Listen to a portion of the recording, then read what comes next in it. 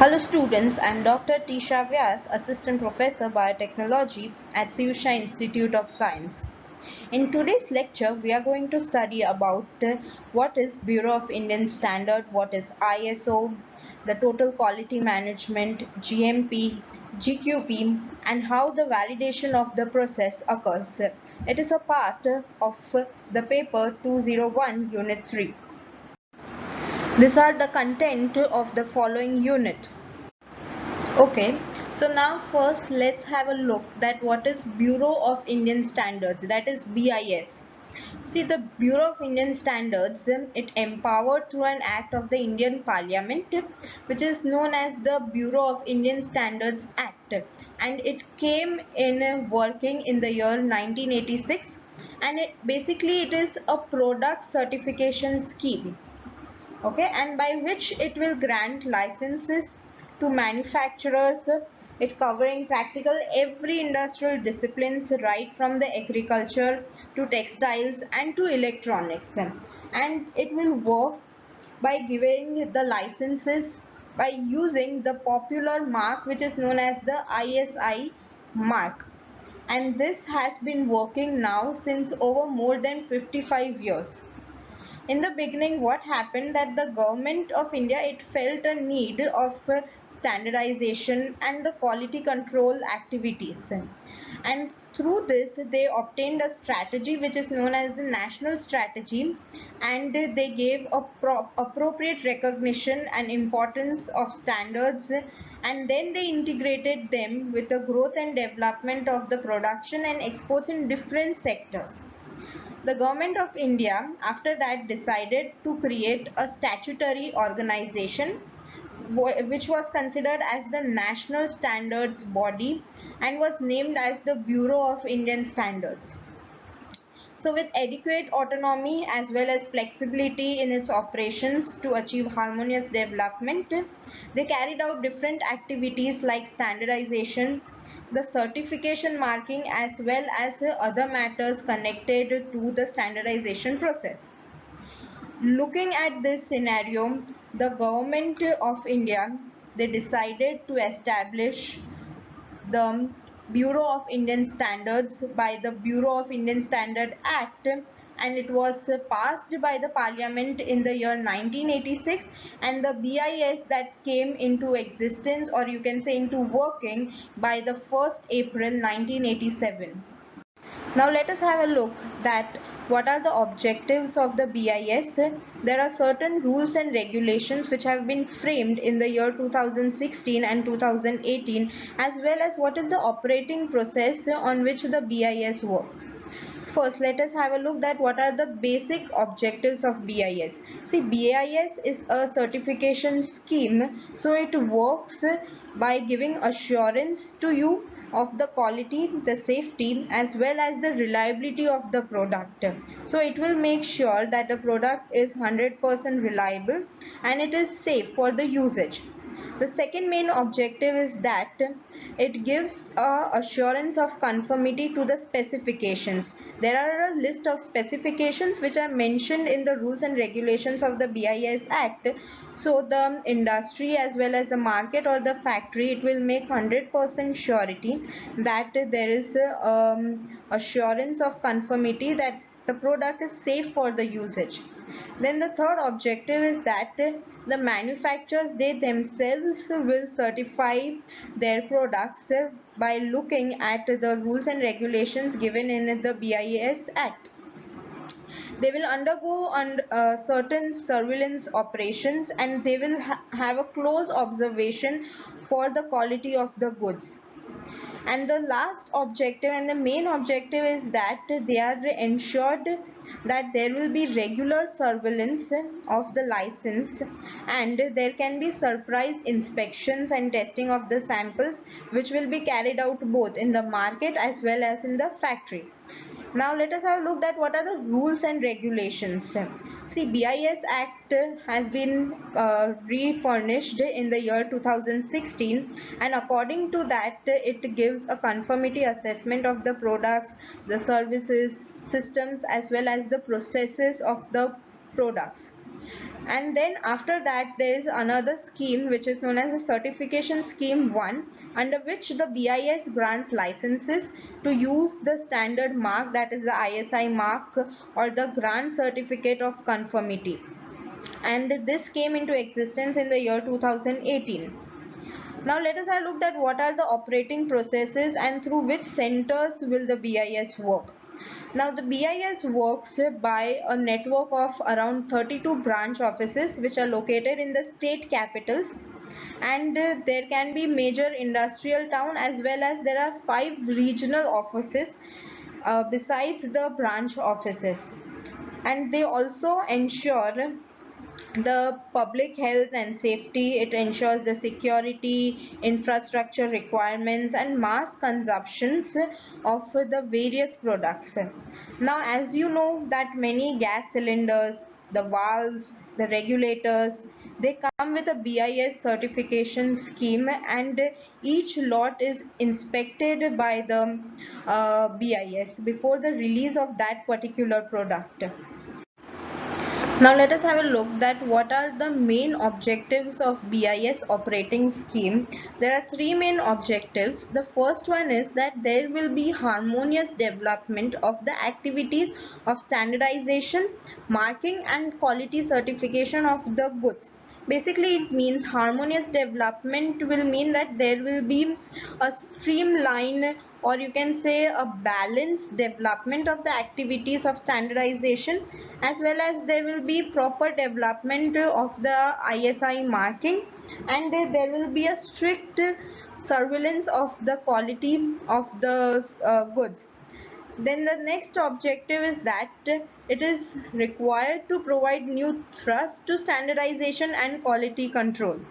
See, BIS, though it works for maintaining the quality of the product, it will also give new opportunities of standardization and also helps to maintain the quality of the product.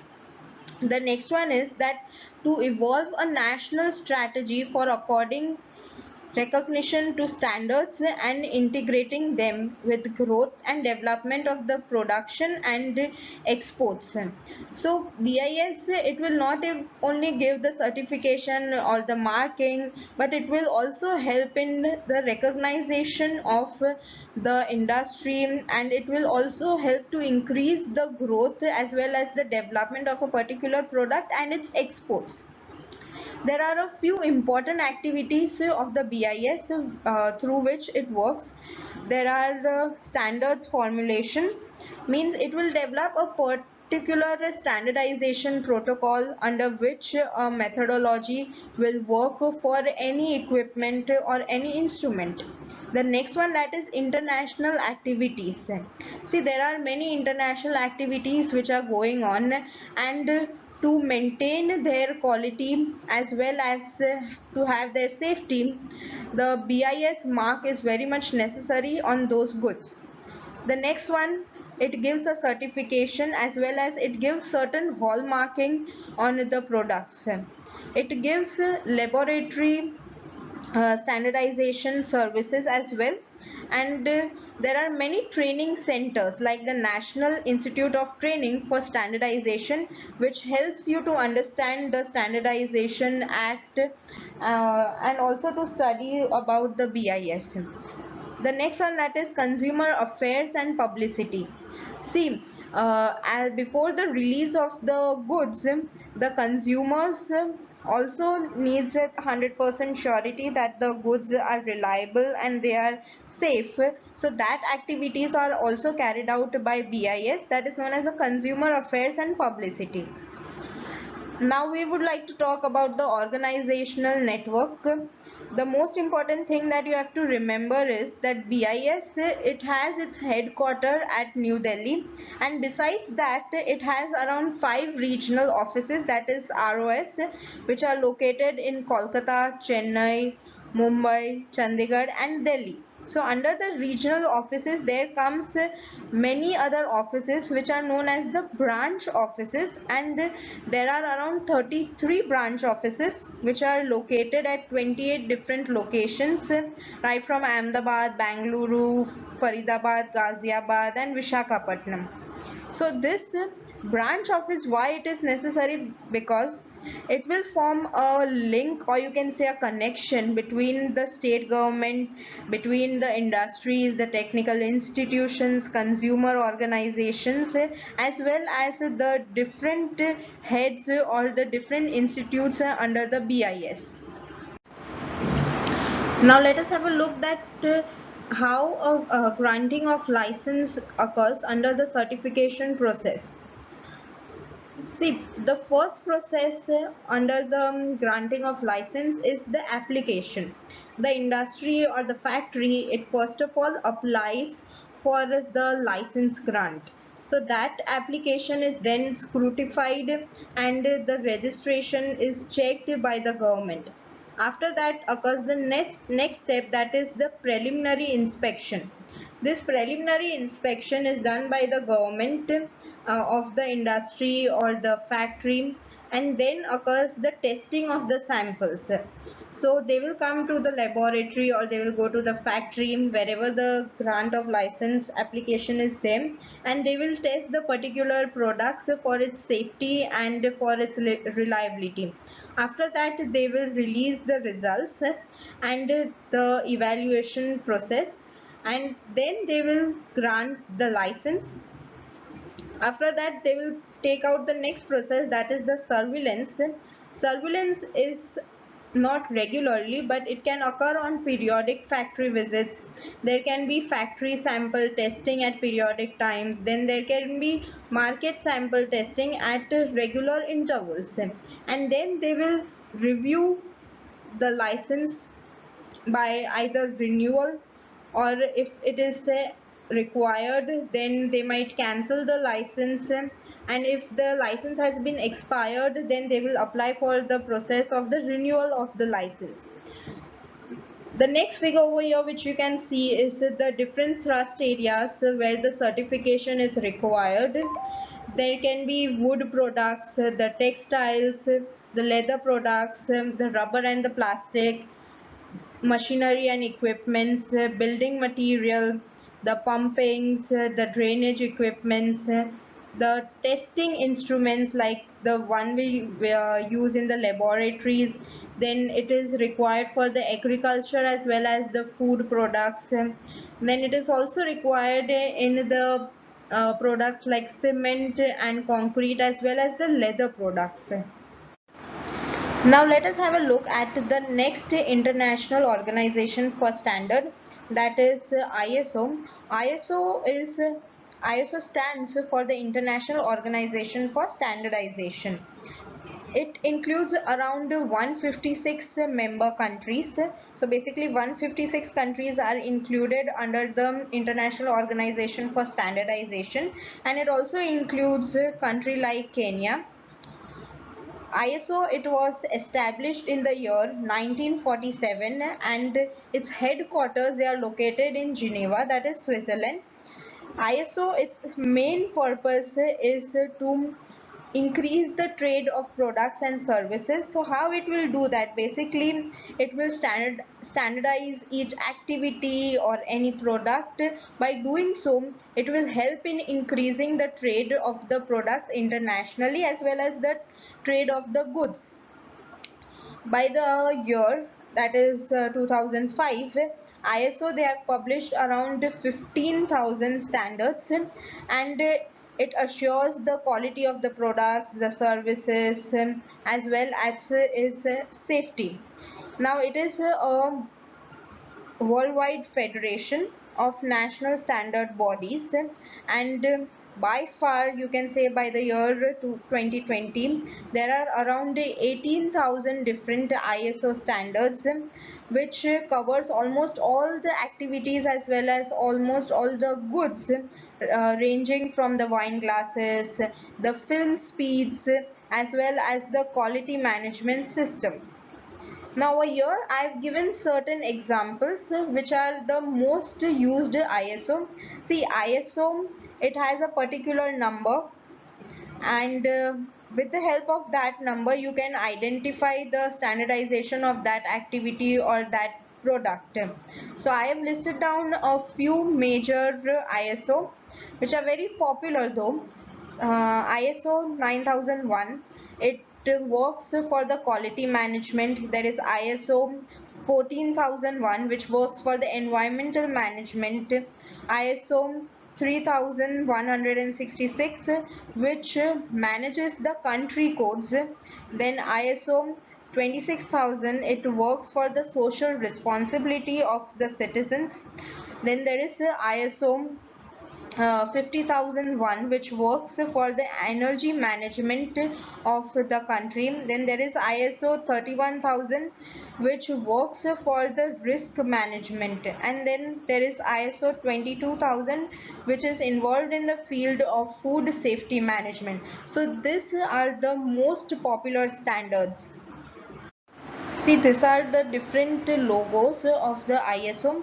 The first logo which you can see, that is of ISO 26000, that is of the social responsibility. So it will mainly concentrate its work that are the citizens carrying out their social responsibility. The next figure which you can see, that is of ISO 9001 which is for the quality management services. So basically quality management services will carry out the work that they will look after the customers as well as the interested parties.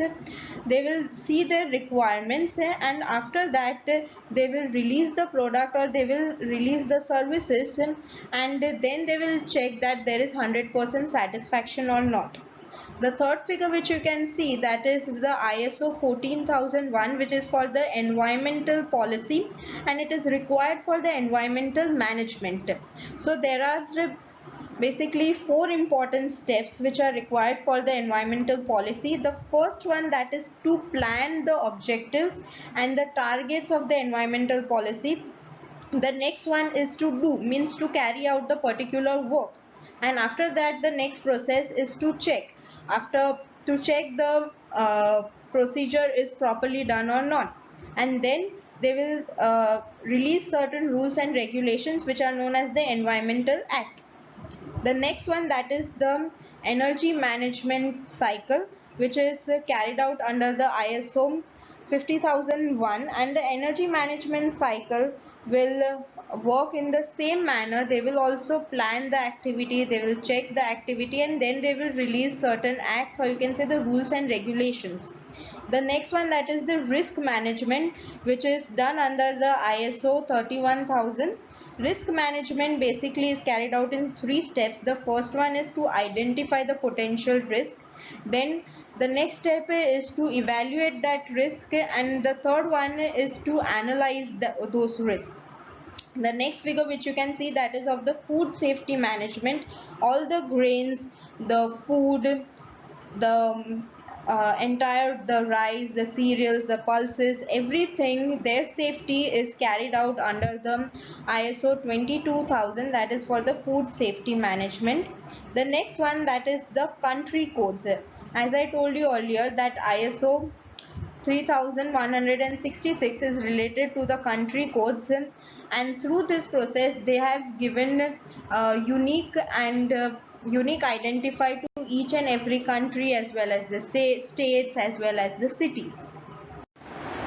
Now let us have a look that what is the major difference between the ISO and the BIS. See, ISO, it is the world's largest developer of international standards, and it is a network of standard institutes of around 161 countries, which is having a central secretariat, or you can say a headquarter in Geneva, Switzerland, and through this they will coordinate the entire system. Whereas BIS, it is the national standard body of India, and it will resolve to be the leader in standardization, certification as well as the quality in India. Now the next management system is the total quality management, that is TQM. This management system, it has been originated in the year 1950s and in 1970s, and it is based on the interest of the quality as well as the safety of the products. And the total quality, it is a description of the culture, the attitude and the organization of a company which it strives to provide customers with the products and services that satisfies their needs. Now if we see the definition of the total quality management, then it is a management system or an approach to a long-term success through the customer satisfaction. And the TQM effort includes all the members of the organization participate in improving the processes, the products, services and the culture in which they work. Now these are the main principles of the TQM, that is the management committee commitment, the employee empowerment, the fact-based decision making and the continuous improvement. Now I would like to tell you that what is management commitment. Basically management commitment, it includes processes like plan, do, check and act. So these are the four core activities of the total quality management. The next one, that is employee empowerment.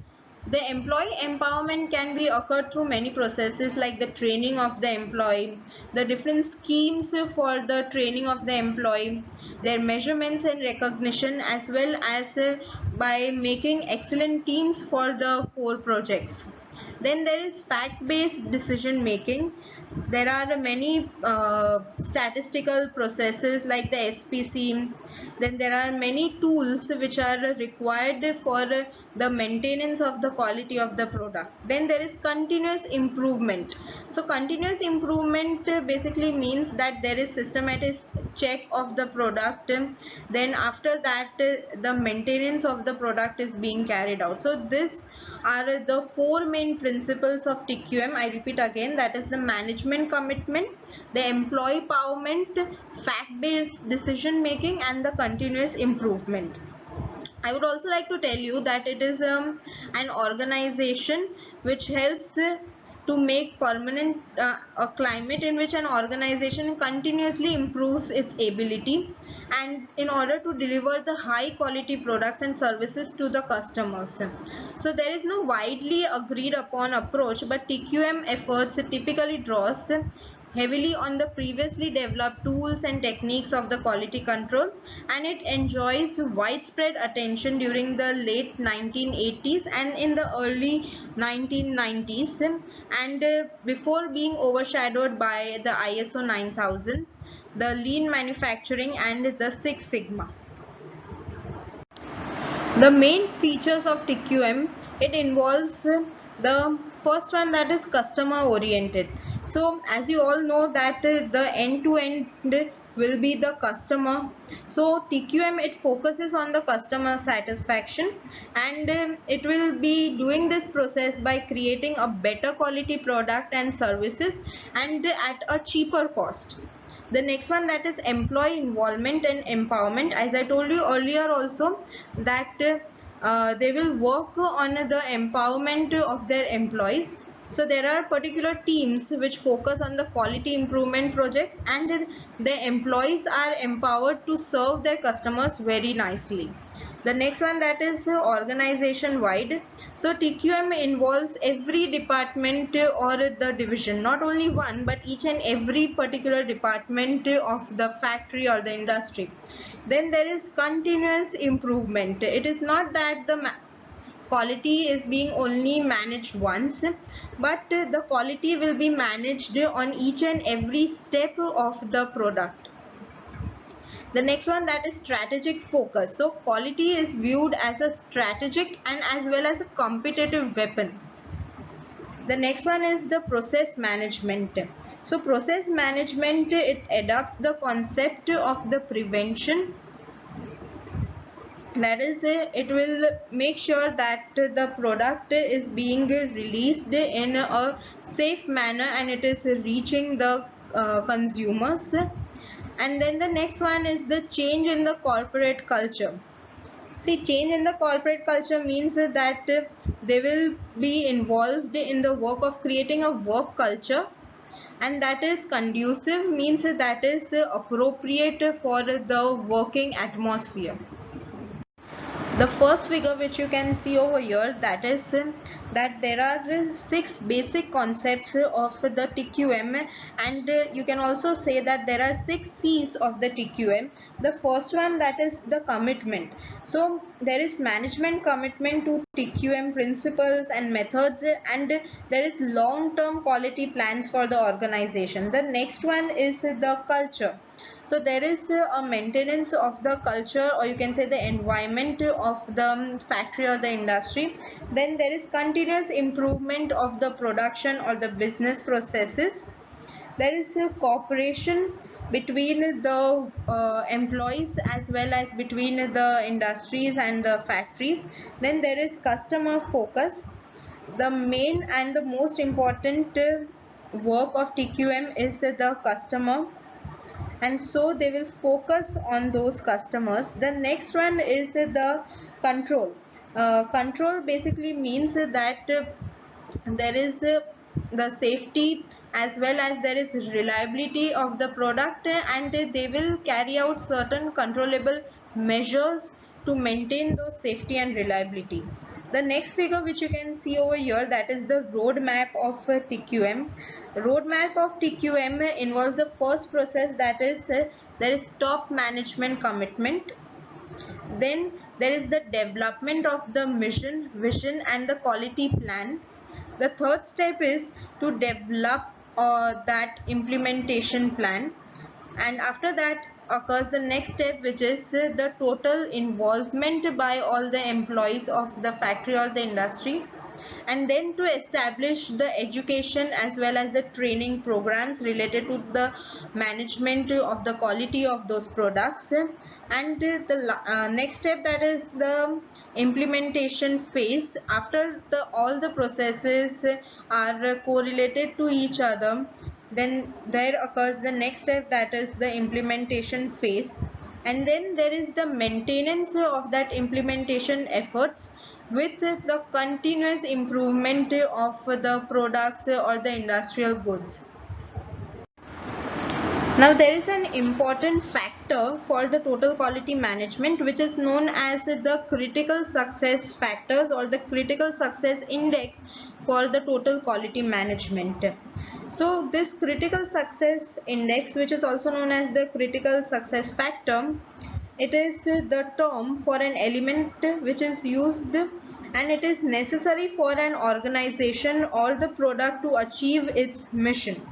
So it is a critical factor, you can say an activity which is required for ensuring the success of a company or an organization. So the total quality management critical success factors, they have a positive impact on the operational performance, and that is the total quality management firms, they perform better in contrast to the non total quality management firms. So due to this, what happens, they have an improvement in the delivery performance. Then there is a reduction in the production cost, and it also helps in increasing the productivity as well as the improving of the flexibility, reducing the waste or the scrap, and as well as improving the quality of the products. So this success factors, they can be used in 4 different ways. The first one, that is there is a heuristic tool for the managers to sharpen their thinking. So the management needs to sharpen their thinking in order to be continuously managing their products. Then it is a necessary ingredient in the management information system. It is also a description of the major skills and resources which are required to be successful in the market, and it is also unique characteristics of the company. So over here, the critical success factor, I'll repeat again, that it is required for the success of a company, and if a company is having the total quality management, it will have a positive impact over it compared to the non total quality management industries or the factories, and in short, it will help in improving the product quality of that particular factory. There are two different findings or the factors of critical success index, that is the individual level factor and second one is the group level factor. As you can understand from the name, that individual level factor means each and every process of the industry or the factor will have a separate indice, or you can say a separate index for itself, whereas in group level factors they will have only two groups, whether it is either at the extreme level or whether it is the lowermost level. So first one, that is the individual level factors. There are different factors which are named as factor A, factor B, factor C, which defines each and every activity of the industry. So factor A is for the proper vision and for the planning of the industry. Then there is factor B, which is for the dynamic leadership. Factor C is for the motivation process. Then factor D will be for the production of the diversified product. Then there is factor E, which is related for the education and the training program of the employees.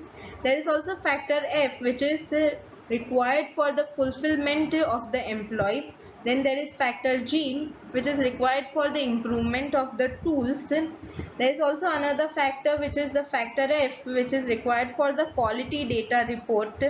Factor I is required for the development of the human resources department. And then there is factor J, which is for the customer focus and as well as to have the management of the supply of the products. Then there is factor K, which is for the proper government support. The next one, that is the group level factors. In group level factors there are only two index, that is factor L and factor M. So factor L is for the strong group cohesive and factor M, which is for the strong level of cooperation among the workforce. So there are only two factors. One is for the cooperation between the employees and the management system, whereas factor L is for the entire group. Now the total quality management, it has certain hindrance in its performance, or you can say the implementation, and there are certain benefits also of the total quality management. First, let's have a look at the hindrance of the total quality management implementation. The first one, that is there is a lack of proper strategic planning and vision. See, all the industries they don't have a proper strategic plan. Due to this, the quality management of the product cannot be done properly. Then there is government bureaucracy, means the government does not approve any product, so there occurs certain hindrance. Then there is rapid increase of demand of the supplementary. So there are certain industries that they cannot match to the increasing demand of the products in the market. Then there is the organization structure and the departments, that the total quality management cannot be done in those areas.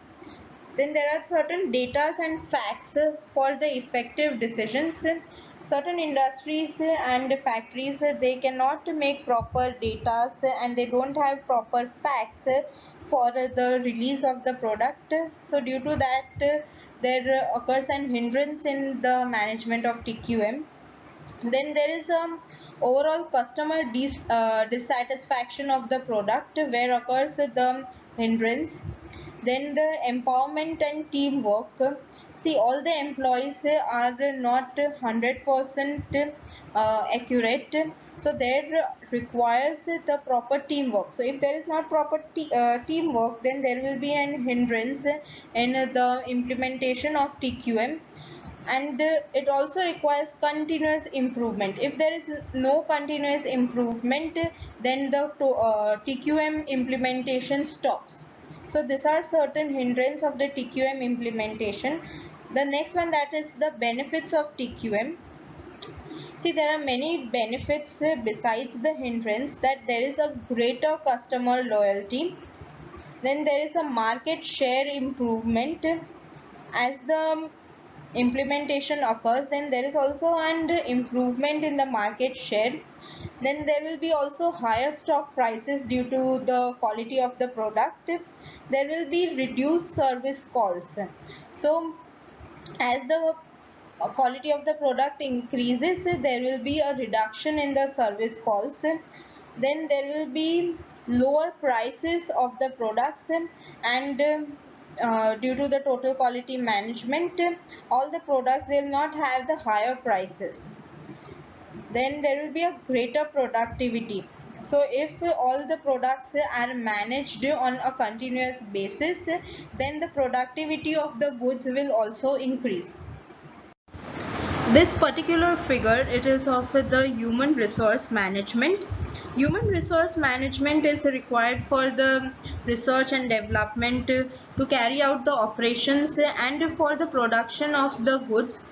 As you all know that biotechnology, it is an important and emerging field, and it is largely interdisciplinary in nature.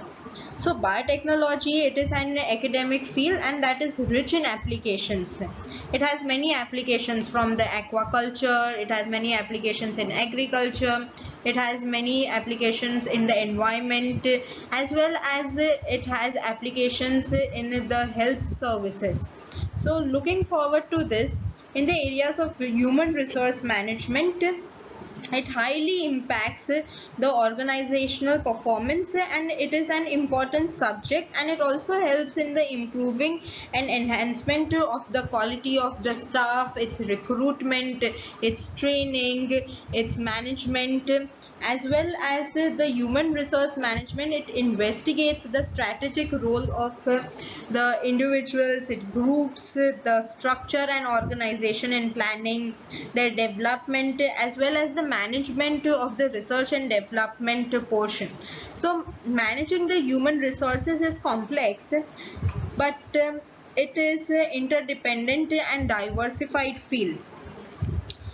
Larger established biotech firms with a functional human resource team, and a smaller firm, they require a single human resource individual which is working for the entire firm. And as you all know that biotechnology research, it is developed in cooperation between the research community and the society. So it is very much necessary to promote this interdisciplinary and as well as the cross-sector research, and as well as the operation between the research communities, the industries, the public administration and the society, which is required to ensure that biotechnology is developed in the direction and in the manner that is keeping up with the needs and desires of the people as well as the society. So for this, the human resource management, it can help in increasing the number of the research and development laboratories in this particular field. Now, in order to maintain the management of the laboratory, there has been a system which is implemented in it, which is known as the Laboratory Automation System, that is LAS. There are many benefits of this LAS, that it contains the accelerating workload, but it will be at a minimal cost. Then there is the advancement in the quality of the services. It also helps in increasing the services which is available to the patients as well as to the customers, and there is a decrease in the turnaround time which is known as the TAT. Basically, turnaround time is the time required to release that particular product to the customers. So the laboratory automation system LAS, it helps in decreasing this turnaround time. It also helps in improving the working atmosphere of those particular laboratories, as well as the sample handling, as well as the manual process or the SOPs of any particular instrument. Then it also helps to compensate for the recruitment of the particularly experienced technical staff, and it also reduces the staff frustration. Then it also helps to use proper manpower resources, and it also improves the workstation, the laboratory in which the analytical as well as the research processes are going on. Now let us have a look that what is GMP. Basically GMP is good manufacturing practice, and it assures a high level safety as well as the efficacy of the particular products in which they have been manufactured. Now there are many other processes like the GMP, that is good manufacturing practice, then there is GCP, that is good clinical practice, then there is GLP, that is good laboratory practice, GSP, that is good storage practices, good distribution practices, as well as there is good review practices. So in order to obtain good manufacturing practices, these are the components which have to be kept in mind. The first one, that is the quality management. Each and every product has to be looked for its quality as well as for its safety. The second one, that is the quality assurance. The third one, that is good manufacturing product for the medicinal products. The fifth one, that is it is required in the field of sanitation and hygiene. Then they also have to maintain the call log as well as the log book for the complaints and the product recalls. There should be self inspection as well as there should be periodic quality audits and the supplier audits, as well as their approval is very much necessary. Then the premises, they require the good manufacturing practices. The materials are also required to maintain the good manufacturing practices. The holding and distribution, as well as there should be a proper documentation of each and every instrument they are using in their laboratory. There is a very much necessary of the personal hygiene as well as a proper training program for the employees in the laboratories. Now this is the organization structure of the good quality practices, that it requires the general manager, which has a look on the safety control manager, as well as there is a quality control manager. They have a cooperation between them, and they have been supervised by the general manager. And the quality control manager and the safety control manager, they will have a look at the manufacture of the goods as well as the products, and after that they will be released inside the market. So good quality practices, they look after the starting materials as well as the intermediate materials. They also look after the finished products. Then they look after the test requirements. They have a continuous batch record review, and they also do a study to maintain the stability of the batch releases. Now let us have a look at how a process can be validated. Basically validation, it is defined as it is used for the verification of the confidence as well as the integrity and traceability of the data, and which has been generated in the entire manufacturing process of either it might be the drugs or the pharmaceutical goods, as well as it is also used in the non-clinical laboratory study. The first diagram which you can see over here, it is a committee which is known as the validating committee. It involves different people like the quality assurance manager, then there is engineering support manager. It also requires validation manager, then there is analytical manager, safety test manager, and after those people they approve the documents, then and then there will be the validation coordinator, then there are validation specialist safety test, then there are validation for required for the specialist computers, validation is there for the specialist equipments, utilities, and there is also quality assurance personnel. So this is the working committee and the people involved in the process of validation. Now let us have a look in the next figure that what are the different steps of the validation process. See, whenever a factory or an industry is being set up, then there is a master plan required for it. So the first step involved is for the validation of that particular master plan. and after that the next step is to verify the design for that particular industry or the factory. After that there involves the installation of the instruments as well as the equipments of that particular industry. So there is qualification, or you can say the verification of the installation of those machines. After that the working of those machines has been verified, which is known as the operational qualification. Then their performance is also qualified in different steps, like their utilities, their analyticals, as well as the cleaning of those particular instruments. And all this qualification as well as validation, they have a proper process for it, which is known as the standard operating procedure, or the SOP is being developed for it. And then there involves the next, that is the process validation of the particular drug or the non-clinical products, and then they generate a validation report which is required for the time of audit. These are the list of the important questions related to this particular lecture. Thank you for hearing me out. If you have any queries, you can mail me at my email ID.